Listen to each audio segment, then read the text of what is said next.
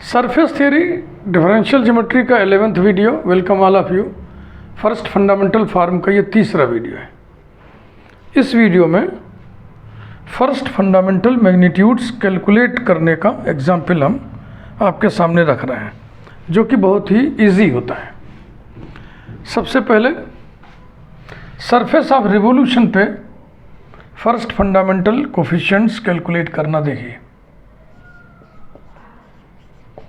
First fundamental magnitudes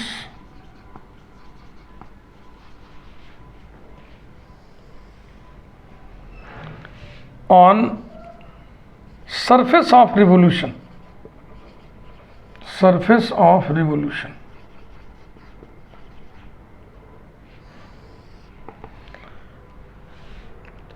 surface of revolution का vector equation ये होता है। Vector equation of surface of revolution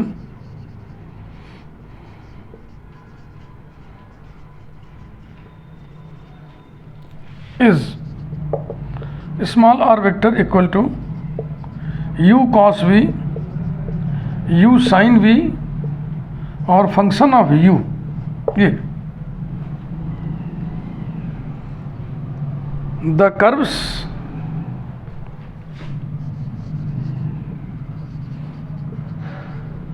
v equal to constant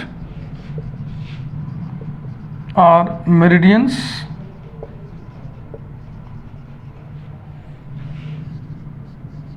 and the curves u equal to constant और parallels. Meridians और parallels देशांतर और अक्षांश रेखाएं कहते हैं, लेकिन वो कर्व्स होते हैं। एक ग्लोब हमने आपको सजेस्ट किया था किसी वीडियो में कि ज्योग्राफी में जो ग्लोब का इस्तेमाल किया जाता है पढ़ाने के लिए, उस ग्लोब पर आपने देखा होगा कि इस पोल से इस पोल को मिलाने वाले कर्व्स ऐसे ऐसे खींचे रहते हैं, ऐसे ऐसे ढेर सारे कर्व्स, और ऐसे पैरेलल सर्किल्स खींची रहती हैं। तो इन्हें तो कहते हैं देशांतर, मेरिडियंस, और इन्हें कहते हैं अक्षांश, पैरेलल्स। मैं आपको फिगर दिखाता हूँ। गूगल से ही हमने इस फिगर को स्क्रीनशॉट लिया हुआ है। इसको देख लेंगे तो आपको यू कर्व वी कर्व का आइडिया बहुत क्लियर हो जाएगा। नहीं तो मन में उमड़ घुमड़ होता रहता है कि क्या चीज़ है।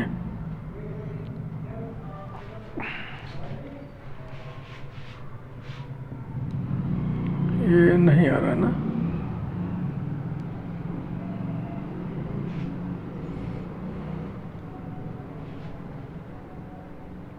कोई फिगर देखो नहीं आ रहा है, पिक्चर नहीं आ रही। क्या बात है भाई, गूगल का लफड़ा है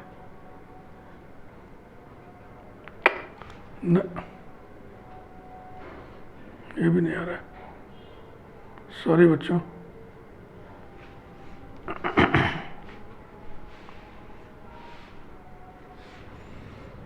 आप गूगल पे सर्च करिएगा ना, ये देशांतर रेखाएं, लॉन्गिट्यूड लाइंस, अक्षांश रेखाएं, ये हम गूगल से ही स्क्रीनशॉट लिए हैं, लेकिन ये पता नहीं क्या चक्कर होगा भैया।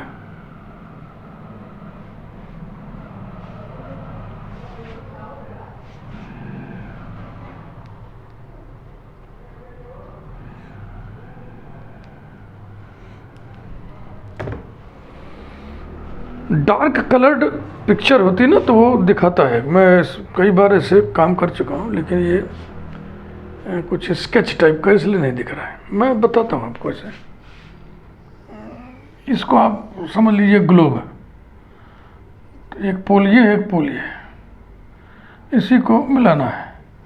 एक तो सीधी रेखा समझ लीजिए ऐसे, फिर ये इस तरीके से। ऐसे।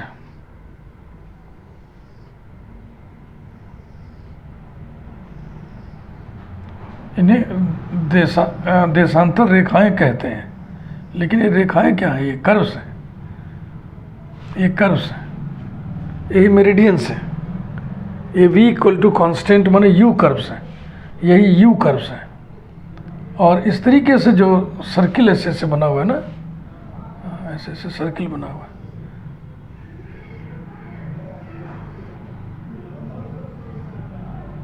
और फिर नीचे ऐसे बनेगा ना, इस तरीके से। लोअर हाफ के लिए अलग, अपर हाफ के लिए अलग। ये समझ रहे हो भैया? ये अक्षांश रेखाएं हैं, इन्हें पैरेलल्स कहते हैं। और ये देशांतर रेखाएं, इन्हें मेरिडियंस कहते हैं। तो meridians v equal to constant कौन होता है? u curve. और यानी कि ये u कर्व्स हैं ये, और ये जो पैरेलल्स हैं ये v कर्व है, जिसके लिए u कांस्टेंट होता है। तो ठीक है, फिगर बन गया, इतने से ही समझ लिया तुमने। तो किसी भी सरफेस पे हम u कर्व और v कर्व खींच करके लोकल ज्योमेट्री का स्टडी करते हैं। अब इस ग्लोब पे इन रेखाओं का क्या मतलब है? जैसे मान लीजिए आपको किसी लोकल प्लेस पे जाना है, मान लो यहाँ का अध्ययन करना है, तो आप पता करेंगे कितने अक्षांश कितने देशांतर पर ये स्थित है। तो यही लोकल ज्योमेट्री, फिर अपना लोकल अध्ययन करिए जो करना है। स्थान विशेष लोकलाइज्ड स्टडी के लिए इन कर्व्स की व्यवस्था ग्लोब पे की गई है। आइए इधर। Now r1 vector equal to del small r upon del u। यहाँ पर u और v पैरामीटर्स हैं, और ये बराबर होगा पार्शियल डेरिवेटिव है कॉस v साइन v, और इसे हम f डैश लिख दे रहे हैं, where f dash is df upon du। ये वन वेरिएबल फंक्शन है ना, केवल u का फंक्शन है, तो इसको u के रिस्पेक्ट में डिफरेंशिएट करना है, तो f डैश u लिखाएगा। f डैश माने f dash u। And small r2 vector is equal to del vector r upon del v minus u sine v, u cos v, और 0 क्योंकि इसमें v है नहीं। Therefore e equal to vector r1 dot vector r1। Component form में कोई vector दिया है, उसका उसी के साथ डॉट लेना है, तो कंपोनेंट के स्क्वायर का सम होता है। ये इंटरमीडिएट से ये बात आपको स्पष्ट है। जैसे मान लो vector a1 i cap plus a2 j cap plus a3 k cap है, जिसको कि हम कंपोनेंट फॉर्म में ऐसे लिखते हैं a1 a2 a3। तो vector a dot vector a बराबर क्या होगा? इसका डॉट इसी के साथ, तो क्या आएगा? a1 square plus a2 square plus a3 square. यही लिखा, फिर डॉट, फिर यही लिखा, तो a1 a1 a2 a2 a3 यही तो आएगा ना। तो ये कंसेप्ट दिमाग में भर लो, क्योंकि ये बार बार आपको इस्तेमाल करना है। कंपोनेंट्स के स्क्वायर्स का sum, cos square v plus sine square v, cos square v plus sine square v plus F dash square equal to 1 plus F dash square. f equal to vector r1 dot vector r2 equals to this into this minus u sine v cos v minus u sine v cos v plus u sine v cos v plus u sine v cos v और plus 0। कुल मिला कितना आ गया? ये भी तो cut जाएगा, equals to 0 आ गया। g equal to r2 dot r2, r2 के कंपोनेंट्स के स्क्वायर का sum, u square sine square v, u square sine square v plus u square cos square v plus 0 is equal to u square. तो first fundamental coefficients calculate हो गए। यहाँ पर हम एक चीज़ नोटिस कर रहे हैं, we notice that capital F equal to 0 on the surface of revolution, on the surface of revolution. और आप पढ़ चुके हैं पहले से कि जिस सरफेस पर कैपिटल F0 हो उस सरफेस पर पैरामीट्रिक कर्व्स ऑर्थोगोनल होते हैं। तो यही यहाँ पे लिख दीजिए, 10 द पैरामीट्रिक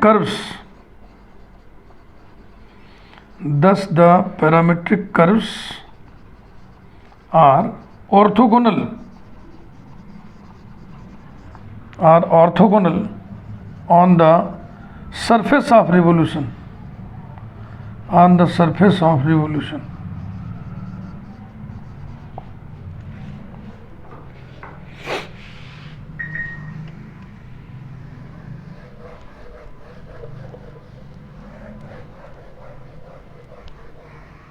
अब एक सरफेस और हम उठा रहे हैं,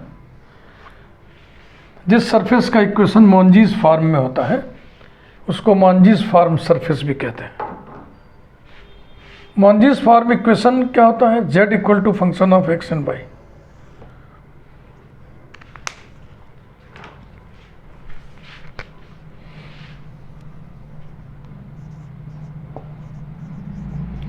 फर्स्ट फंडामेंटल मैग्नीट्यूड्स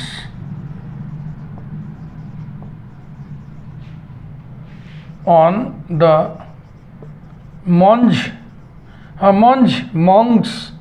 मोंजीज ऐसे उच्चारण करते हैं, on the Monge's form surface.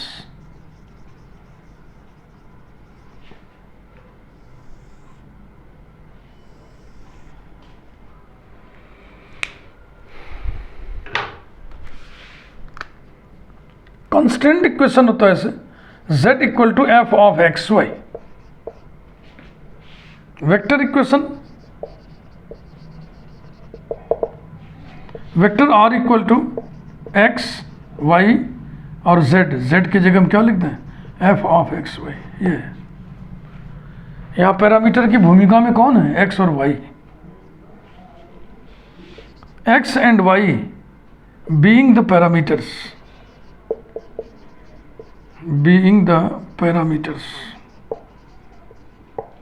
now r1 vector equal to del vector r upon del x और y पैरामीटर है, यहाँ पे u और v पैरामीटर नहीं है। Equals to bracket partial derivative x के रिस्पेक्ट में 1 0 और ये क्या लिखाएगा? Del f upon del x लिखाएगा। Del f upon del x को स्मॉल p से डिनोट किया जाता है पार्शियल डिफरेंशिएशन में। r2 vector equal to del vector r upon del y is equal to 0 1 del f upon del y is equal to 0 1 small q। Del f upon del y को small q से denote किया जाता है।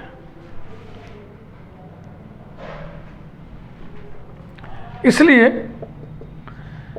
E equal to vector r1 dot vector r1 के components के square का sum 1 plus p square. Capital F is equal to vector r1 dot vector r2 is equal to this into this 0, this into this 0, this into this PQ, and G is vector r2 dot vector r2 is equal to 1 plus Q square, 1 plus Q square.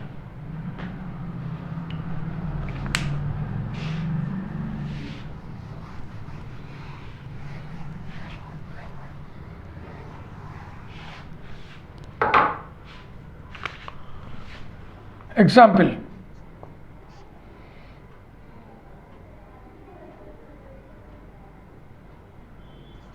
X square minus y square equal to z. ये है paraboloid.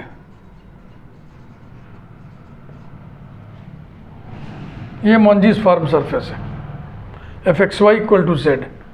इसका vector equation हो जाएगा vector r equal to bracket x comma y comma Z की जगह x square minus y square.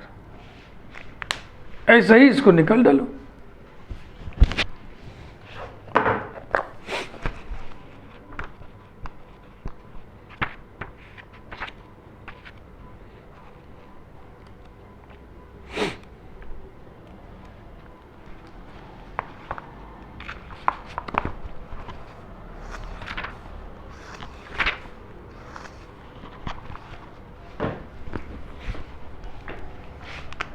Now vector r1 equal to del vector r upon del x equal to bracket 1 comma 0 comma 2x, vector r2 equal to del vector r upon del y is equal to 0 comma 1 comma minus 2i।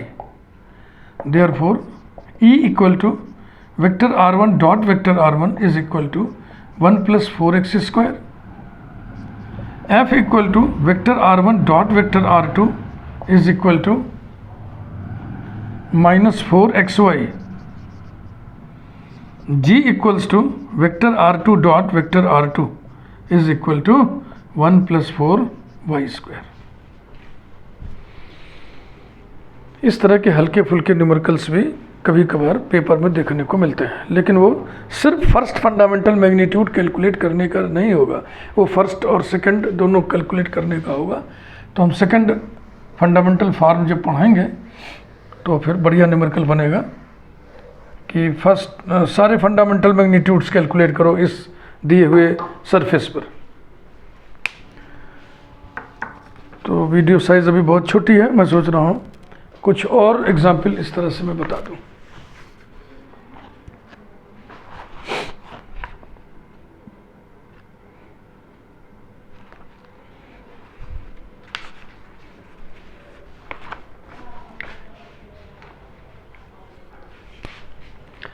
First fundamental magnitudes, first fundamental magnitudes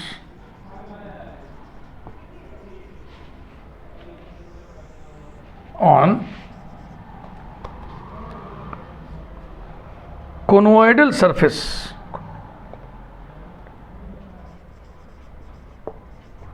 conoidal surface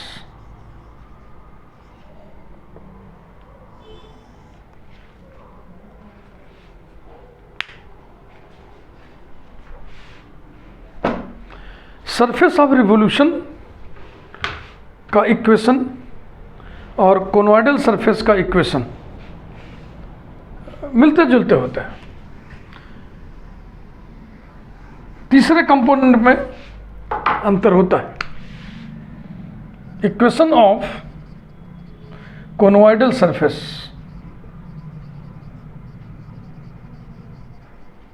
is small r vector equal to bracket u cos v u sine v function of v। ये surface of revolution में यहाँ function of u था, बाकी ये दोनों वही सही है। Now small r1 vector is equal to del vector r upon del u is equal to bracket cos v sine v 0। u के रेस्पेक्ट में कर रहे हैं तो इसमें u है ही नहीं है। And small r2 vector is equal to del vector r upon del v is equal to v के रेस्पेक्ट में minus u sine v u cos v और d f upon d v यानी f dash v, उसको हम f dash लिख दे रहे हैं, where f dash is equal to d f upon d v. Now E equals to vector r1 dot vector r1 is equal to cos square v plus sine square v, cos square v plus sine square v is equal to u के respect में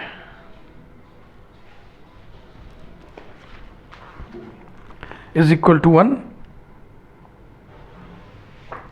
f equal to vector r1 dot vector r2 is equal to minus u sine v cos v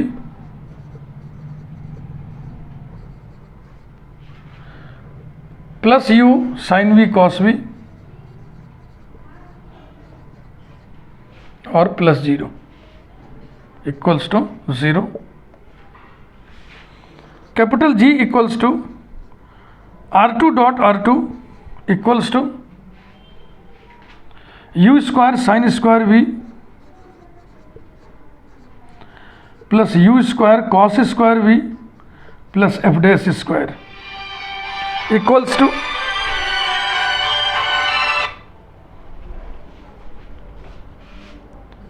you square plus F dash square.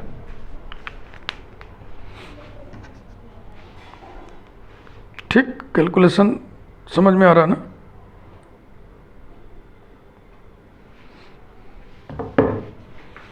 यहां भी एक चीज notice कर सकते हैं हम, कैपिटल F0 आ गया, कैपिटल F0 आ गया।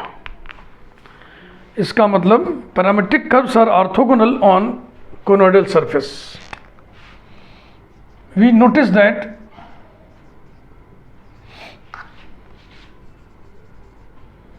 F equal to 0 on conoidal surface.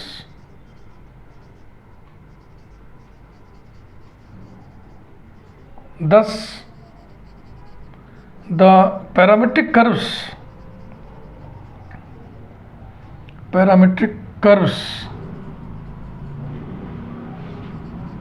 are orthogonal on conoidal surface. ये रहा।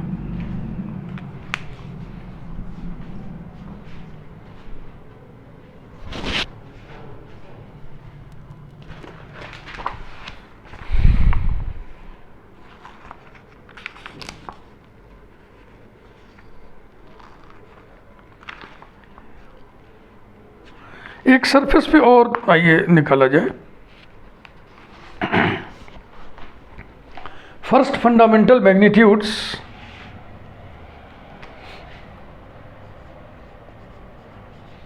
First fundamental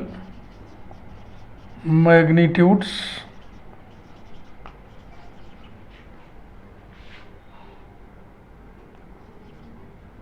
on cylindroid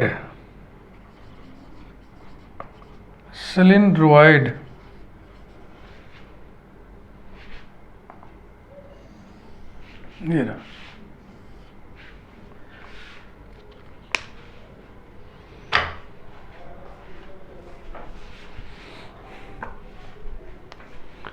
Equation of cylindroid is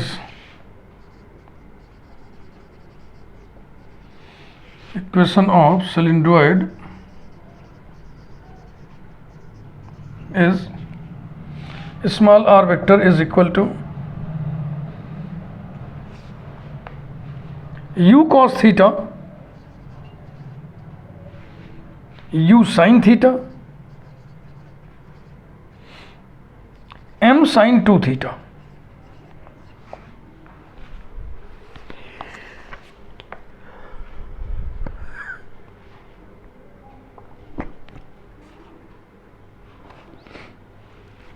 बिल्कुल इसी तरह से आप कैलकुलेट कर लो। नाउ यहां पैरामीटर कौन कौन है? u और थीटा। v की जगह थीटा लिखा हुआ है तो ठीक है, घबराने का आप क्यों थीटा लिखा हुआ है, v क्यों नहीं लिखा हुआ है? तो v लिख दो यार। r1 vector equal to del vector r upon del u, partial derivative है, ध्यान से। cos theta sine theta, cos theta comma sine theta comma, u के रेस्पेक्ट में इसको डिफरेंशिएट करेंगे तो कुछ नहीं आएगा, जीरो, पार्शियल डेरिवेटिव है ना ये। फिर vector r2 is equal to del vector r upon del theta equals to minus u sine theta, u cos theta और 2m cos 2 theta.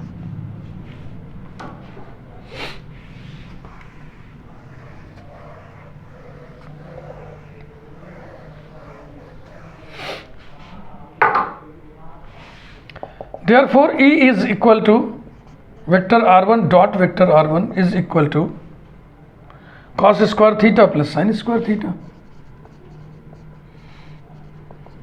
plus 0 is equal to 1। f equals to vector r1 dot vector r2 is equal to minus u sin theta cos theta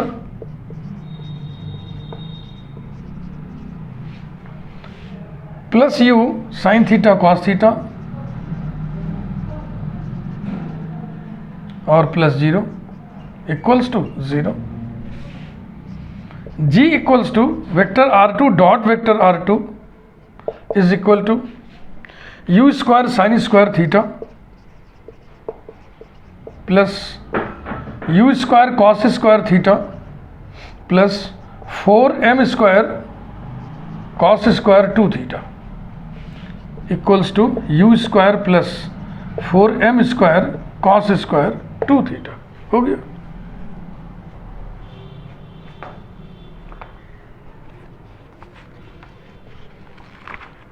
तो आज हम कुछ विशेष surfaces को लिए थे, उस पे E, F, G निकाले. We notice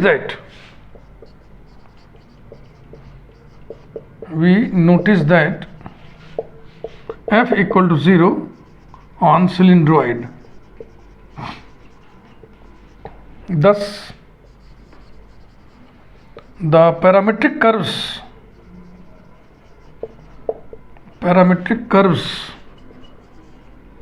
are orthogonal on cylindroid. एक और करेंगे, कैटेनॉइड.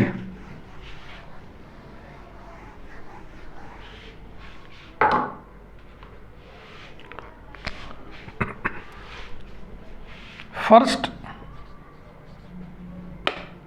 Fundamental magnitudes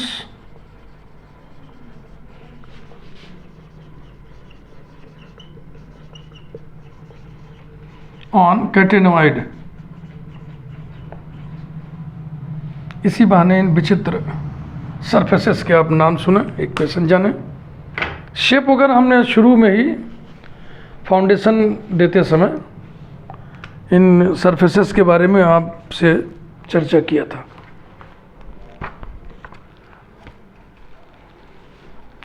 equation of कैटेनॉइड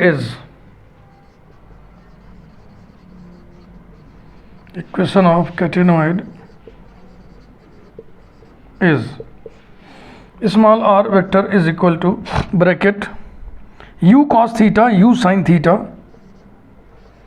u cos theta, u sin theta और cos hyperbolic inverse u by c. यानी ये फंक्शन ऑफ u है, तो ये सरफेस ऑफ रिवोल्यूशन का एक प्रकार हुआ.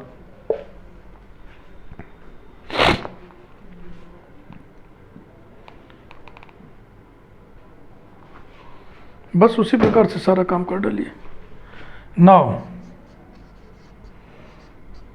r1 vector is equal to bracket, नहीं पहले तो लिखिए del vector r upon del u और थीटा यहाँ पे पैरामीटर है, is equal to bracket cos theta sine theta और u के रिस्पेक्ट में डेरिवेटिव इसका कितना होगा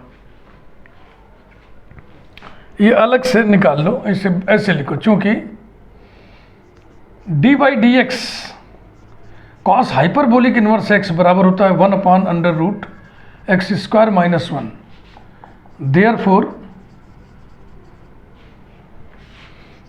D by D X cos hyperbolic inverse u by C ये बराबर होगा 1 upon under root u square by C square minus 1. ये लॉजिक में आ जाएगा और इससे हम आइडिया लगा लेंगे कितना आएगा.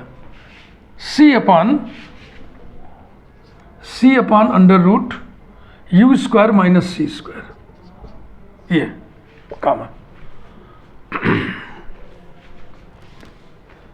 c upon under root u square minus C square. r2 vector also r2 vector equal to del vector r upon del theta, where theta is second parameter. Bracket में लिखिए minus u sine theta, minus u sine theta, u cos theta और 0। Therefore capital E is equal to vector r1 dot vector r1 is equal to cos square theta plus sine square theta plus c square upon u square minus C square is equal to 1 plus c square upon u square minus C square is equal to u square upon u square minus C square. ये ई आ गया, ई का मान आ गया। अब F निकालिए, F equal to vector r1 dot vector r2 is equal to देखें minus u sine theta cos theta, minus u sine theta cos theta plus u sine theta cos theta plus 0, कुल मिला के आ गया 0। Capital G equal to vector r2 dot vector r2 is equal to r2 कहाँ है भैया, ये components के स्क्वायर का sum u square sine square theta plus u square cos square theta plus 0 is equal to u square हो गया। EFG निकालना था, यही हेडिंग है ना, first fundamental magnitudes on catenoid. E is equal to u square upon u square minus C square, F equal to 0, G equal to u square, F equal to 0 notice करिएगा। तो ये लिखा लिखाया है, मैं इसी को काम चला ले रहा हूँ, ये समझिए। ये ऑन यहाँ पे हम लिख दें कैटेनॉइड,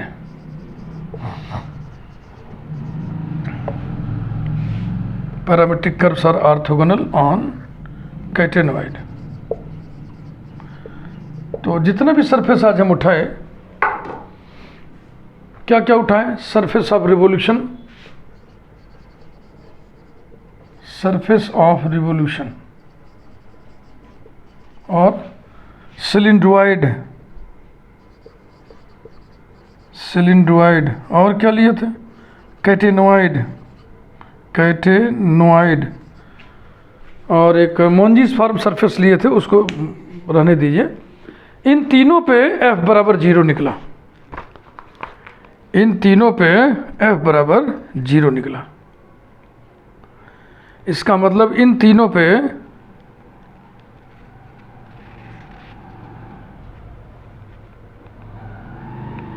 एक और भी लिए थे ना, पैराबोलॉइड भी लिए थे, तो उस पर नहीं F बराबर 0 आया था। इन्हीं तीनों पर F बराबर 0 आया है। किस किस पर, सरफेस ऑफ रिवोल्यूशन पे, हाँ कोनोइडल भी एक लिए थे, कोनोइडल सरफेस, कोनोइडल सरफेस, इन चारों पे F बराबर 0 है। माने इन चारों सरफेसेस पे पैरामेट्रिक कर्व्स ऑर्थोगोनल होंगे। ये रहा, इस वीडियो को यहीं पे रोकते हैं। अगले वीडियो में हम शुरू करेंगे second fundamental form. Thank you very much.